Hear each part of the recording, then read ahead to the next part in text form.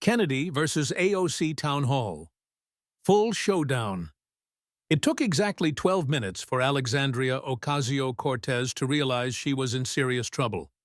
Not 12 questions, not 12 rounds, just 12 minutes.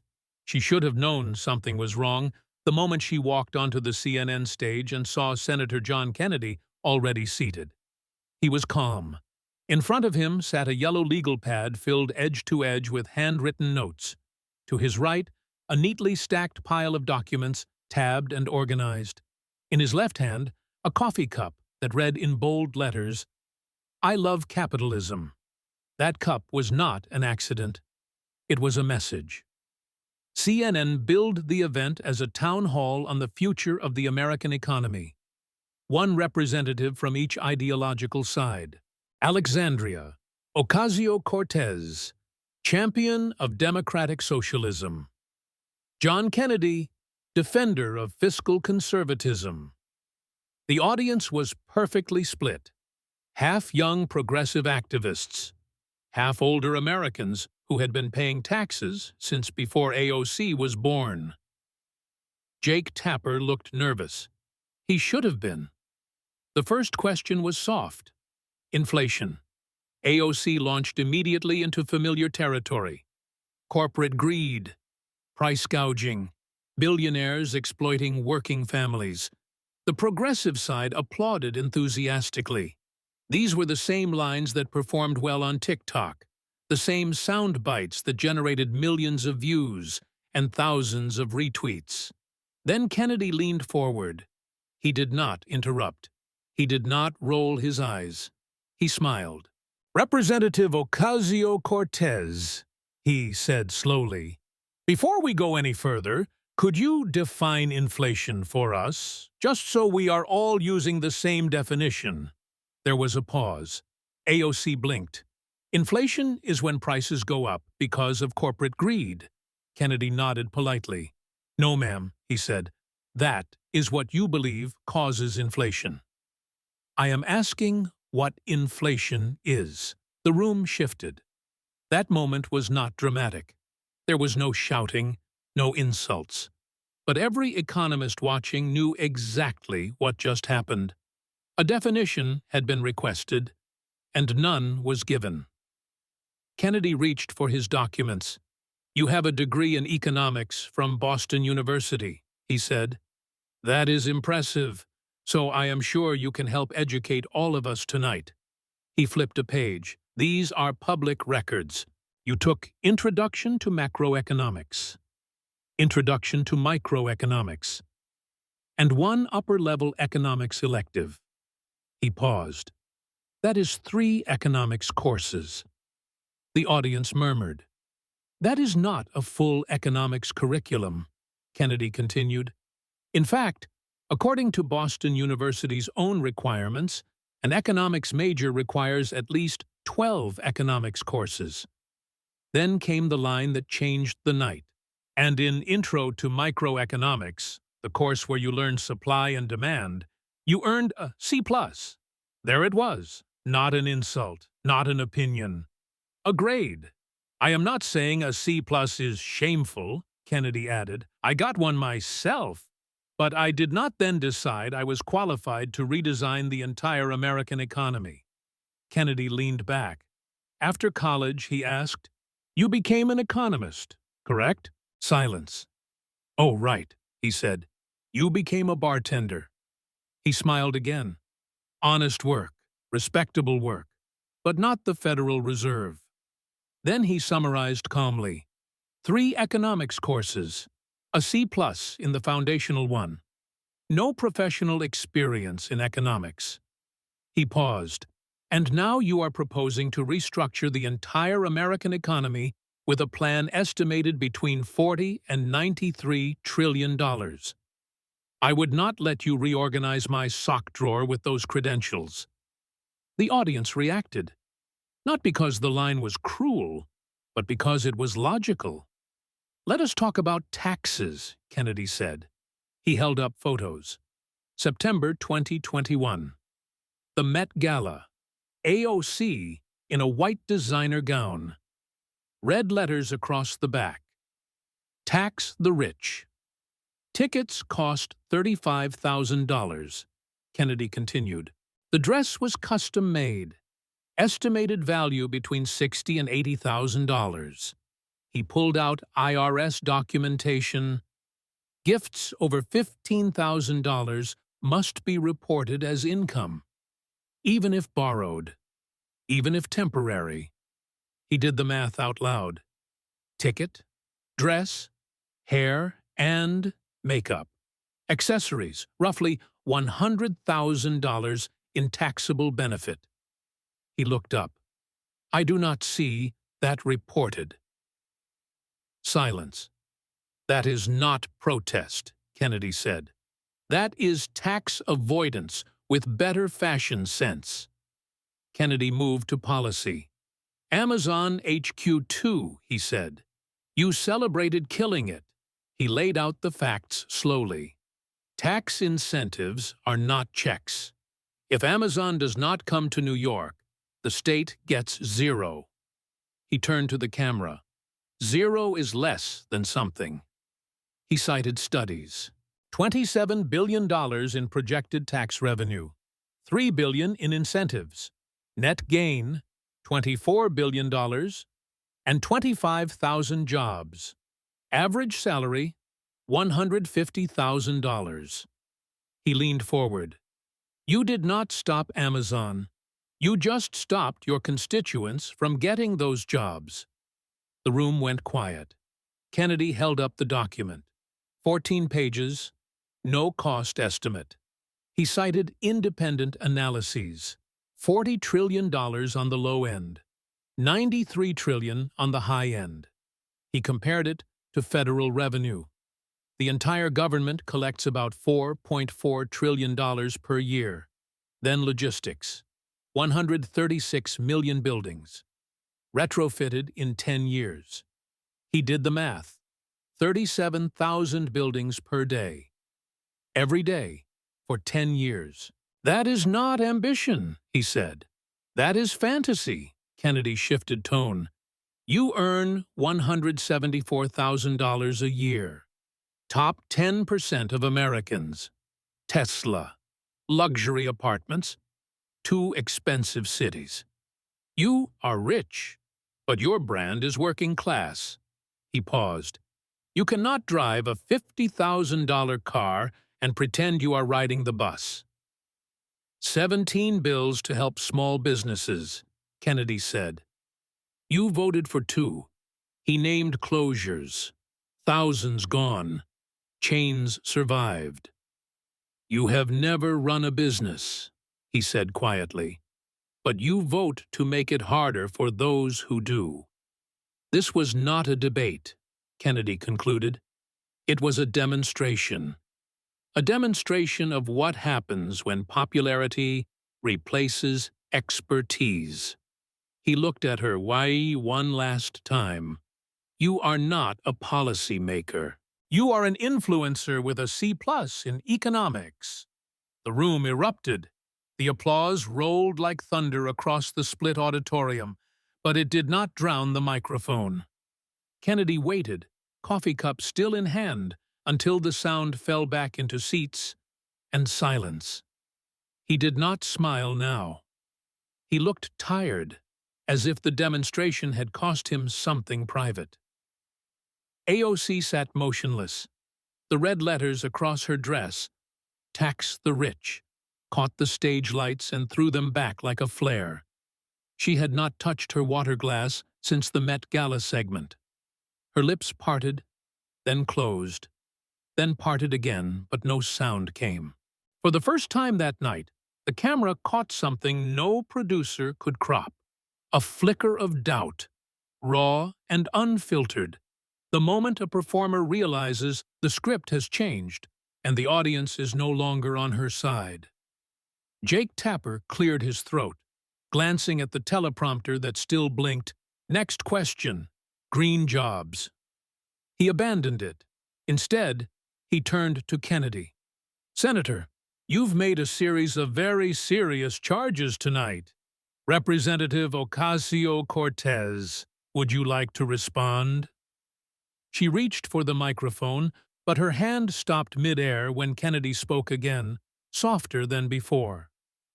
"I'm not here to humiliate anyone. I'm here to warn. When Instagram likes become policy papers, when TikTok views become trillion-dollar promises, somebody pays. Usually, not the influencer. The waiter who lost his job when the restaurant closed pays. The single mom who can't afford gas pays. The kid who never gets the Amazon internship pays. Fame is fun. Bills are real." He placed the documents back into the binders, aligning the tabs with the precision of a man who once clerked for a federal judge. Then he looked straight into the lens, the way generations of politicians have when they want the moment to survive the night. America doesn't need another celebrity. It needs adults who can count. If we keep hiring influencers to write budgets, we'll end up with a country that looks great on Instagram and broke in real life. The floor director raised a hand, signaling the hard break. Tapper, voice hoarse, thanked both guests. The red tally light blinked off. Stagehands rushed in to strike the set, but the audience did not move. Half rose in ovation. Half sat in stunned silence, unsure whether applause would betray their convictions or their embarrassment. Backstage, Kennedy zipped the binders into a leather satchel, accepted a handshake from a cameraman, and walked toward the exit without checking his phone. AOC remained seated, elbows on knees, staring at the scuffed stage floor as if searching for a line that could stitch the night back together. A staffer whispered that her car was ready. She nodded, stood, and followed the corridor's fluorescent glow toward the loading dock, heels echoing like dropped coins. Outside, the CNN logo reflected off black SUVs and the lenses of waiting photographers. Supporters on both sides chanted competing slogans into the humid Virginia night, their voices overlapping until words dissolved into pure noise. Neither principle lingered. Motorcades pulled away, tires hissing on asphalt, headlights carving white tunnels through darkness. By midnight, the clips were already atomizing across platforms. Kennedy's sock drawer line trended at number 1. AOC's frozen expression became a reaction GIF. Fundraising emails launched before the transcript was proofed. Both campaigns claimed victory. Both cited donor surge. Both attached the same split-screen freeze frame with opposite captions. Yet beneath the metrics, something older had shifted. A viewer in Ohio paused the video after the grade reveal and opened a second browser tab to check Boston University's course catalog. A bartender in Queens replayed the small business segment twice, then stared at the tip jar, wondering how many receipts it would take to hire one new employee. A freshman economics major in Tucson screenshotted the supply and demand exchange and saved it to a folder labeled Midterm Ammo. The spectacle rolled on, louder and richer than ever, but the pause had been planted. 0.7 seconds of private doubt that would reappear every time the next thumb hovered, every time the next Chiron promised a smoking gun, every time the next influencer asked for the keys to the treasury. The feed refreshed, the loop restarted, the thumb rose again, hungry, impatient, and for the first time, ever so slightly hesitant. The hesitations spread, invisible to dashboards yet unmistakable in living rooms. Nielsen could chart the spike, Twitter could tally the retweets, but neither could measure the microbeat of withheld thumbs, the scrolls aborted mid-swipe, the videos watched to the end because someone suddenly wanted the numbers to add up. Inside the Capitol the next morning, the clip followed AOC like a shadow. Elevator screens cycled the freeze frame of her open mouth. Hallway chyrons looped Kennedy's sock drawer line. A freshman Democrat from a swing district asked his chief of staff if economics fluency could be arranged before recess. A Pennsylvania moderate requested talking points that did not include the word billionaire. Across the aisle, Republican staffers printed the grade transcript on glossy cards for donor mailers.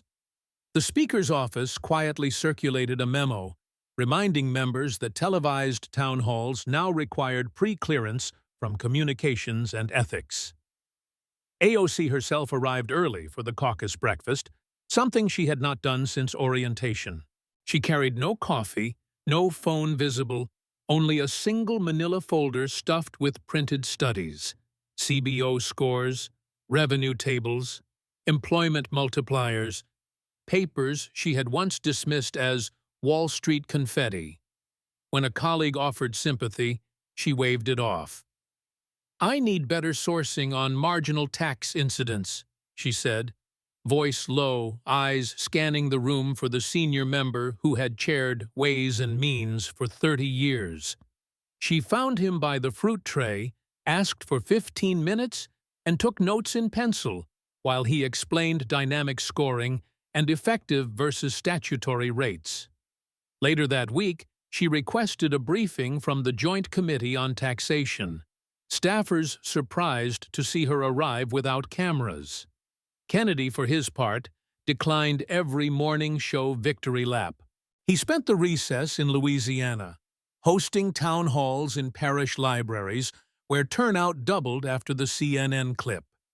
He brought no props, only a whiteboard and dry erase markers, walking constituents through federal receipts, outlays, and the difference between marginal and average tax rates. When a high school senior asked whether college debt should be canceled, Kennedy did not mock. He drew the loan portfolio on the board, explained present value, and asked the student what fair burden sharing looked like. The video, posted by a local newspaper, earned fewer than 40,000 views. No viral music, no supercut. But the student registered for an introductory economics course the next semester. Online, the meme economy moved faster than policy could walk. AOC's supporters launched the #C+ and Proud campaign, flooding TikTok with clips of straight-A students defending grade inflation, quoting research on systemic barriers, juxtaposing Kennedy's drawl with footage of segregated schools. Counter-memes appeared just as fast. Split-screen images of the Met Gala gown beside median household income, captioned "Tax the rich, but first, pay the tax." A parody account photoshopped the dress's red lettering onto an IRS Form 1040, line 16 blank. The image was shared by a former Treasury undersecretary, then by a sitting senator, then printed on bumper stickers that sold out in 48 hours. Both sides claimed the sticker proved their point. Neither side credited the anonymous creator, who had long since deleted the account. Cable panels booked economists who had never been invited during the yelling years. A former Fed governor explained price indices on prime time. A community college professor demonstrated supply and demand with pizza slices. Ratings spiked, then settled, then spiked again whenever hosts promised the numbers behind the noise. Advertisers noticed spots for budgeting apps, index funds, and online macro courses replaced cryptocurrency casinos. A streaming platform greenlit a docuseries titled Econ 101, hosted by a comedian who had flunked the course twice and wanted redemption. Audiences submitted questions. Writers fact-checked answers with CBO officials. The trailer opened with Kennedy's calm request for a definition and closed with the comedian admitting, "I still don't get elasticity, but I'm starting to care." In policy corners, the aftershocks kept coming. The freshman Democrat who had requested economics fluency enrolled in a night class. His first paper compared marginal tax rates under Eisenhower and Reagan. He cited Kennedy, not for partisan points, but for clarity. Across the aisle, a Republican who had once mocked Keynesian claptrap asked CBO for a dynamic score of his own infrastructure bill. Staff joked about a Kennedy effect, then stopped joking when the score showed higher long-term revenue than static estimates had promised. Amendments were drafted. Bipartisan meetings were scheduled. Cameras were asked to leave the room. None of this trended. The clips that did were shorter, louder, crueler. A different representative heckled at a different town hall. A different senator mispronouncing a name. A different celebrity weighing in with caps lock certainty. The algorithm moved on, hungry for fresh outrage, and the Kennedy AOC exchange sank into the sediment of last week's feed. But the pause remained, a quiet valve beating inside millions of chests, a 0.7-second habit that refused to be monetized. Every time a thumb hovered, every time a Chiron promised apocalypse, every time a trillion-dollar plan fit inside a tweet, the hesitation returned, small, private, unlogged, and entirely off-market. The Republic had not been saved. It had simply learned to breathe between thumb. The feed would refresh, the loop would restart, the spectacle would roar ahead, louder, richer, and more incendiary than ever. But the gap kept beating, 72 times a minute, forever unpriced, forever free, waiting for the next child to pick up the crank and decide, just for a moment, that silence is not the absence of content, but the presence of choice. Choice, once felt, becomes a habit. Habits, unmarketed, become culture. The Carrier Pulse did not declare victory. It simply walked, barefoot and unbranded, into the spaces algorithms had not yet mapped. In a Phoenix strip mall, a former bartender, not AOC, but a woman who once poured her shifts beside her, opens a micropub called the C+ Tavern. No TVs, no Wi-Fi. A chalkboard lists only 3 items: beer, conversation, ledger. Patrons who can explain marginal tax rates drink at cost. Those who can't pay retail plus $1 that goes into a mason jar labeled Econ 101 Scholarship. By month 6, the jar funds night classes at the community college. Graduates get their names engraved on the bar rail. No hashtags, no tags. Just brass letters you can feel with your fingertips after last call. One graduate becomes a high school teacher who assigns Kennedy's whiteboard video. Another opens her own bar in Tucson. The Ripple has no analytics, no quarterly report, but the IRS data later shows taxable income in that zip code rises 3% year over year, the highest bump in the state. On Capitol Hill, the freshman who once requested economics fluency drafts a 2-page bill. The pause before posting act. It requires a 30-second preview screen on any official member app before sending a tweet. The preview displays only 3 lines. Definition, source, cost. No enforcement clause. Just a self-imposed gate. Half the freshman class opts in. Their combined Twitter impressions drop 18%.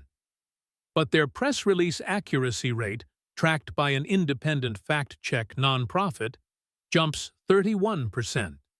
Staffers call it the Kennedy filter, though Kennedy had nothing to do with it. The opt-in list quietly circulates.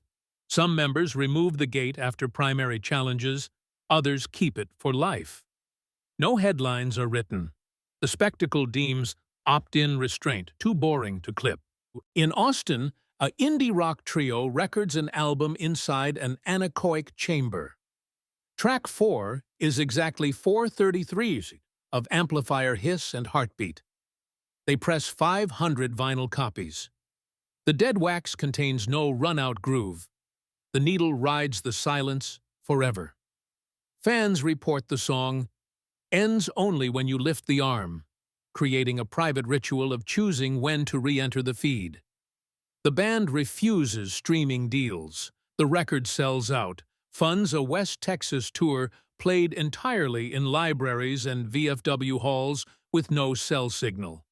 One concert-goer later blogs, "I drove 3 hours to hear nothing. My phone died. My brain rebooted. I deleted Twitter. I don't miss it."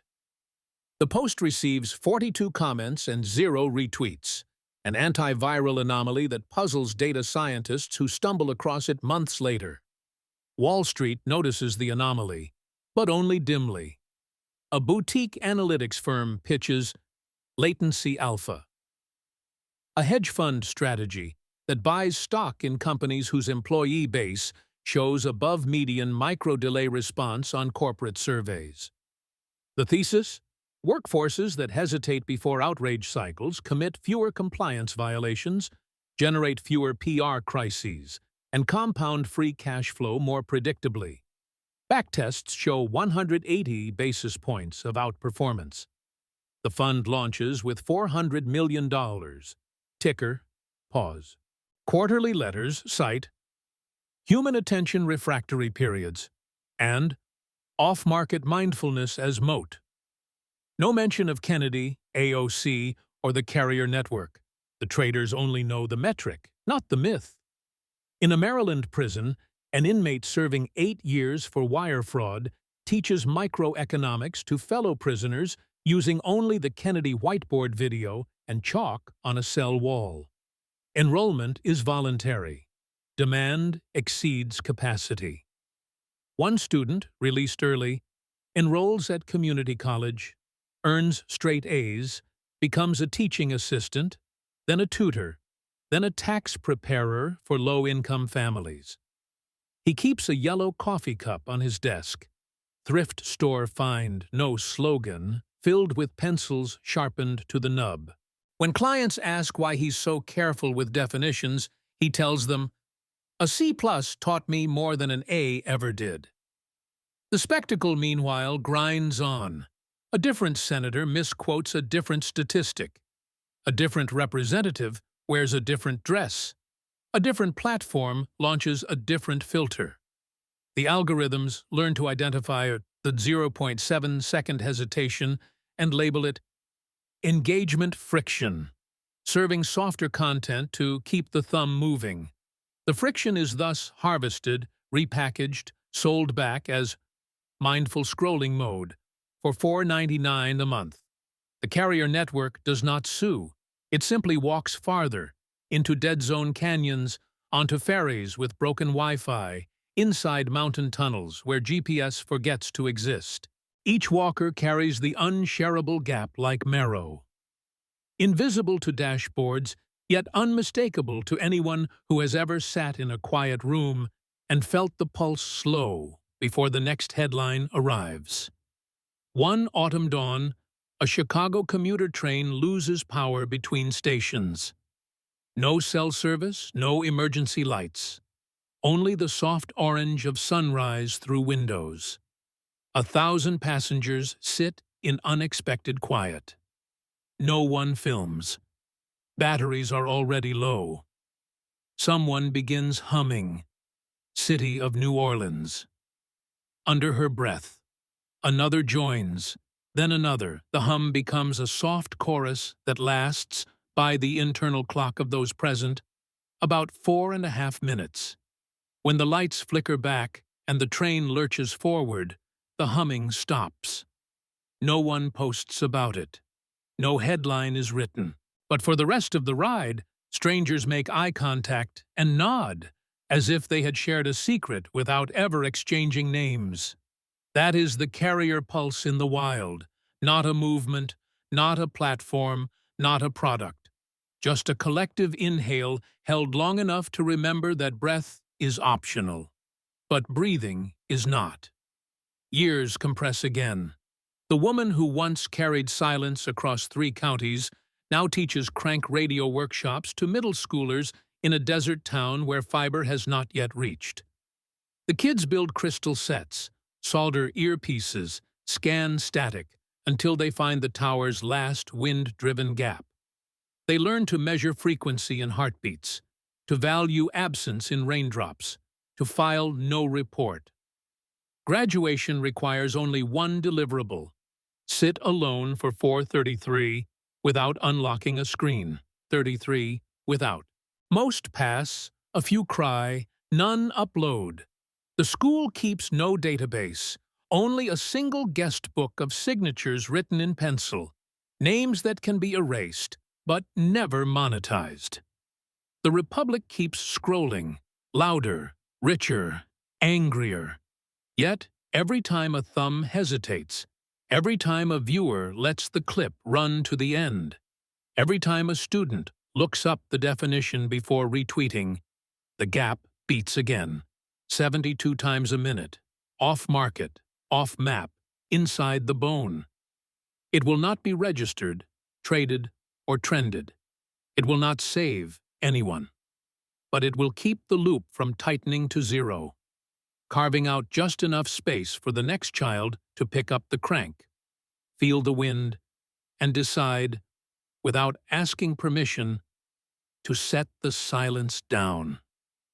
The spectacle roars ahead, forever hungry, forever fed, and forever, between one heartbeat and the next, a breath waits, unpriced, unowned, and enough.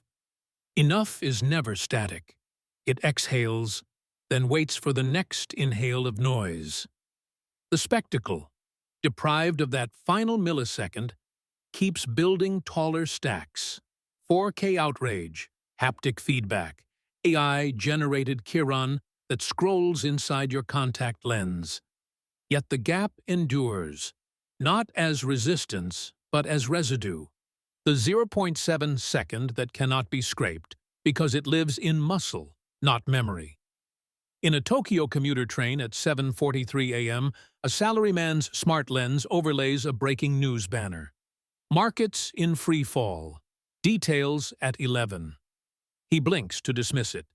The gesture is too fast for the sensor, so the banner lingers, translucent, between his iris and the window's reflection. For one heartbeat, he sees both the red ticker and his own pupil dilating. The contrast wakes something older than language. He does not swipe.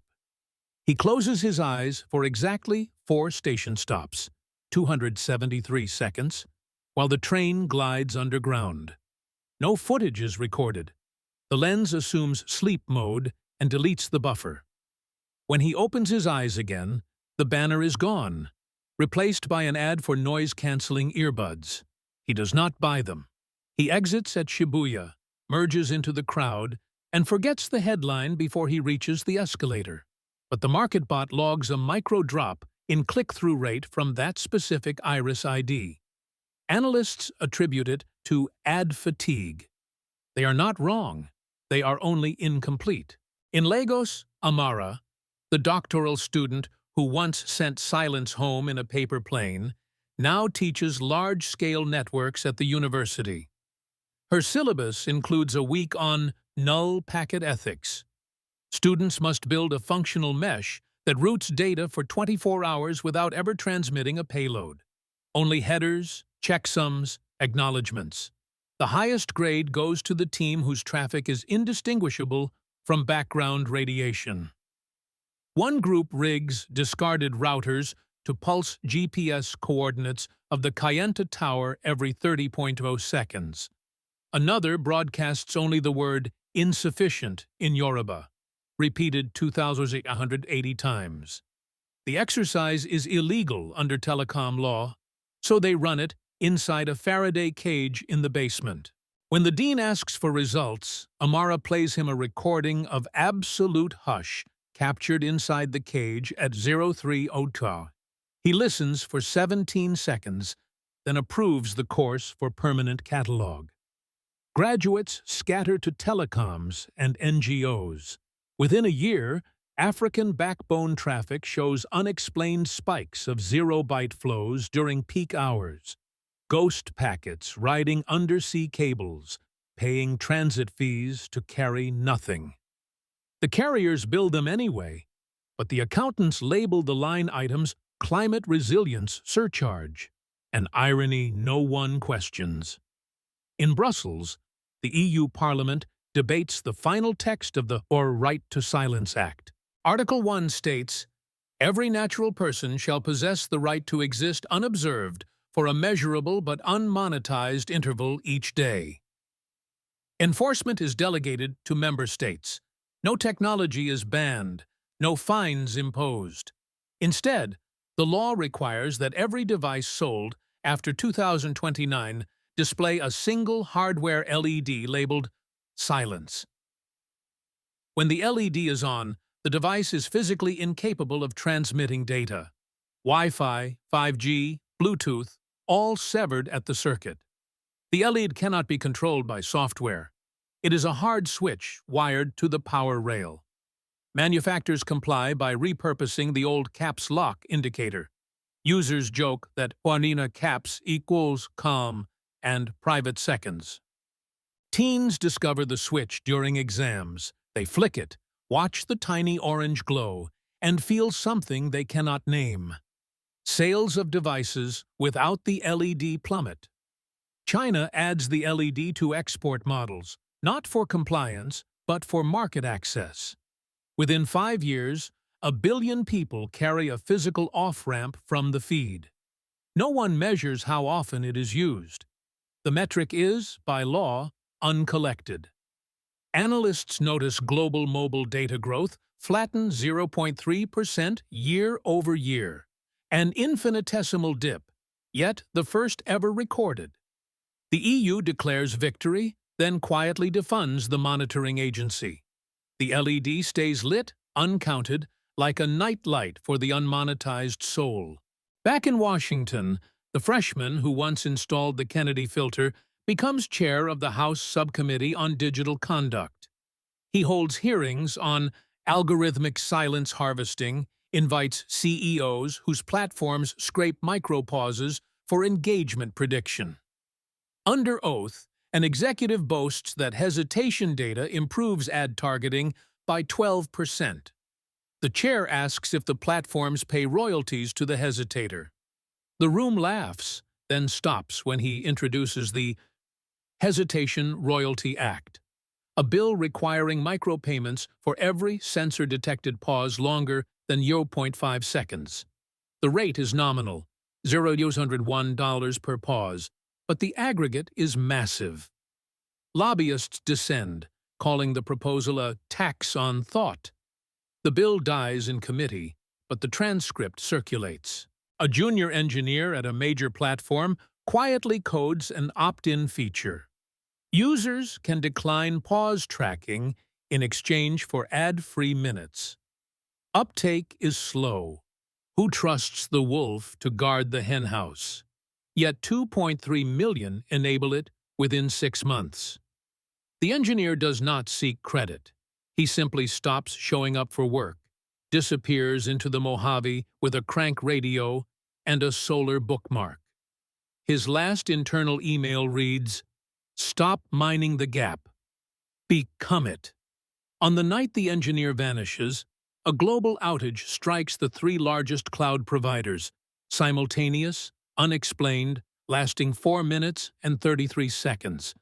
Trading halts, thermostats reboot, street lights blink, but no data is lost. The cause is never disclosed.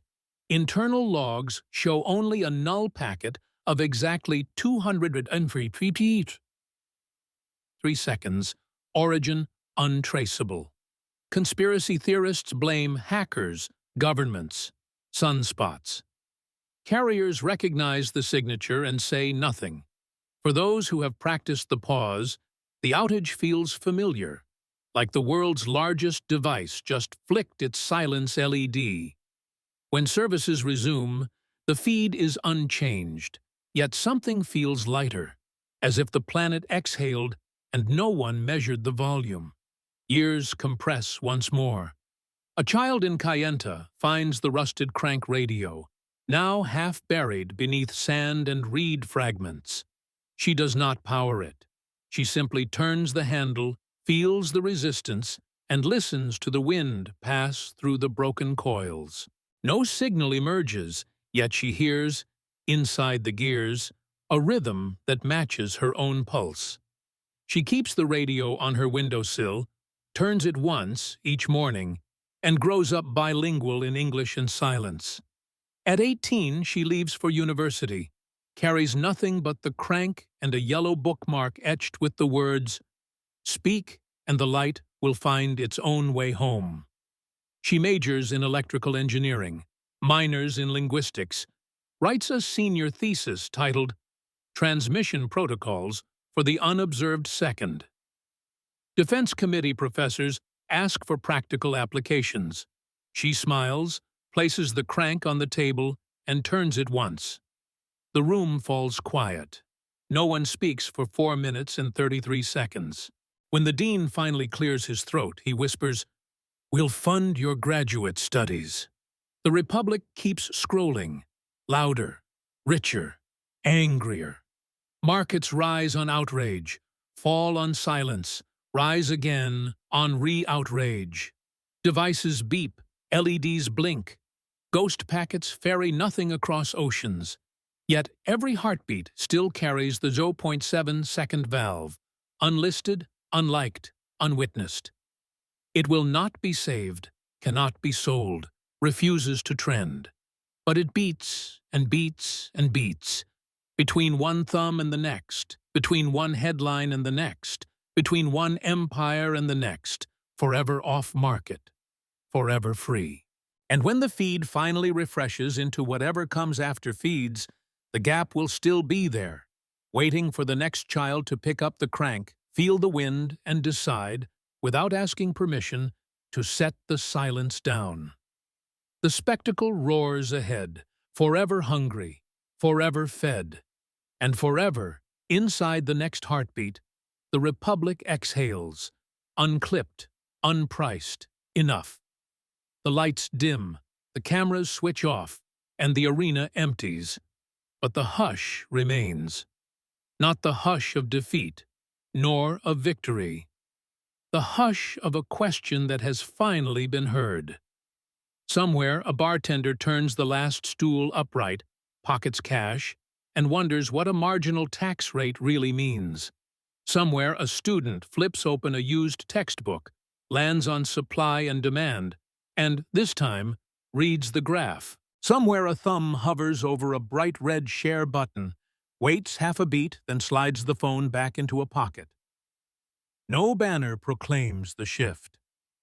No chyron tracks the 0.7-second pause, now nesting in 70 million chests. No LED signals that the gap has gone live inside the blood. But the Republic exhales, quietly, almost invisibly, between one heartbeat and the next. The feed will reload. The loop will restart. The spectacle will gorge itself anew. Yet the pause is permanent once felt, a private country no algorithm can invade. So the story does not end. It simply learns to breathe while it scrolls, unclipped, unpriced, unowned, waiting for the next citizen to pick up the crank, feel the wind, and choose, without permission, to keep the silence alive.